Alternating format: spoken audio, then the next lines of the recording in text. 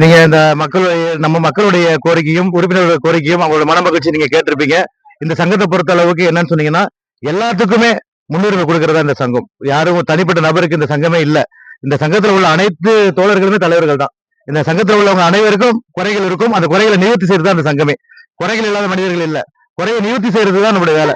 அந்த நிவர்த்தி செய்யற வேலையை நம்ம சிரம விடத்துல நம்ம செஞ்சுக்கிட்டு இருக்கோம். அந்த அடிப்படையில நம்ம ஓட்டுநர்கள் மேம்பட மேலும் மனதார இறைவனத்துல பிரார்த்தனை செய்யறேன்.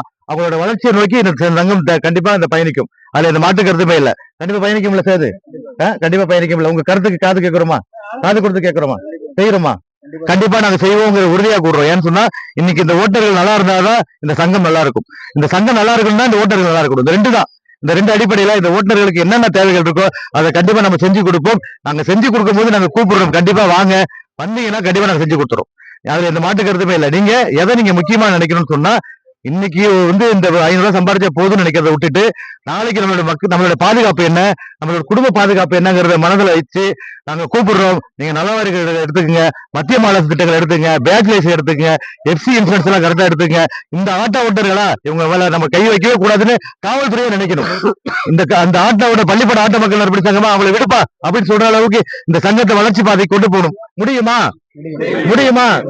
கண்டிப்பா செய்யறோம். அதுக்கான பயிற்சியை நம்ம எடுக்க போறோம். கண்டிப்பா செய்வோம். அது வெற்றி அடைவோம் என்று கூறி இன்னொரு மகிழ்ச்சியான செய்தி சொல்றோம். முகமது இப்ராஹிம் பாய் வருகை நான் போட கேட்டுக் கொள்கிறோம்.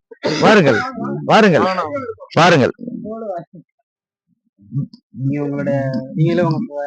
பி முட்லூர்ல பொறுப்பாளரா ஏற்றுக்கிட்ட நேரத்தில் இருந்தே, அதாவது முகமது இப்ராஹிம் அவருங்க பி முட்லூர் பொறுப்பாளரா இருக்கிறாங்க. அந்த பொறுப்பாளரா ஏற்றுக்கிட்ட தருணத்திலிருந்து உண்மையாலுமே சொல்றோம், தலைவருக்கு ஈக்குவலா ஃபைட் பண்ணிட்டு இருக்காங்க. உண்மையான விஷயம். ஏன்னு சொன்னா மிகப்பெரிய ஒரு சமுதாய பணி அங்க முட்லூர்ல கையில எடுத்து செஞ்சதுல இருந்து, உறுப்பினர்களை சேர்க்கிற பணியில இருந்து, முதல்ல